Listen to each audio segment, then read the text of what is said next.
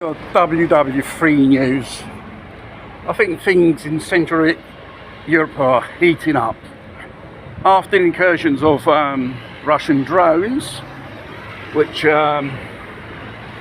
spooked the Westerners, NATO, and obviously you've probably heard about the other drone which passed through Romanian airspace, which never shot down. It was let to go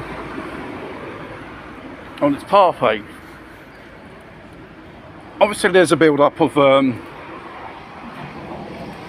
military assets of the NATO in Poland and probably even Romania as well. United Kingdom and France are committing fighter jets which are nuclear capable of carrying missiles, and who knows, they could be already there. Even if there's a presence of various NATO countries in the so-called operation after the aftermath of was it 19 Russian drones which ended up in NATO territory. So far NATO hasn't invoked Article 4 and 5 because they don't consider it a danger yet. Looks like the Russians are beginning to draw the red lines now and probing the readiness of NATO. And this is despite of NATO through the proxy of Ukraine are attacking oil refineries in the heartland of Russia. There was one big one which 40% is offline for time, and it may take months to have it repaired, because it looks like the Russians are realising they can't undergo these incursions from their NATO proxies, which are Ukrainians, which the long-range missiles can even be nuclear capable, are operated by NATO, and it's NATO standard military hardware basically. What is amazing is in the military exercises which involve in a military of Belarusia and Russia and even India as well, believe it or not, testing their nuclear readiness with hypersonic missiles. They have deployed the whole 9 yards of the range of this type of hypersonic missiles. And how many of these Rezhnik missiles which have been deployed so far in Belarusia? Good evening.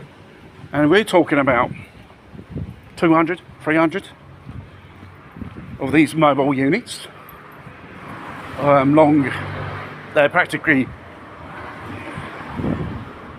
their length is like that of your traditional lorries which you see on the roads, motorways and stuff like that. And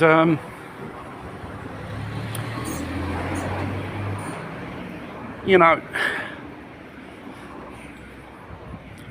and even the Western missile systems have been tested as well to be probed for weakness. So all these attacks on heartland Russia is to provoke the Russians to do a move, but they're very cautious on this.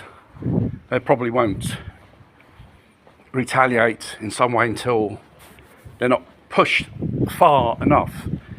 So as the Russians are pushing NATO, it's basically playing chicken, and they really, and see what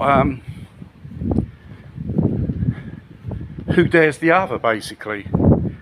And this looks like you know, whether you've seen the films The Day After or Threads, all those events which build up to that nuclear exchange, which you know, to not spook the punters, the powers that be, and they keep it on a pretty low profile about it. But your booties, each Western country have already under operation a contingency plan to save their asses, the politicians, not in a possible of a nuclear strike to save the population, which will be another video.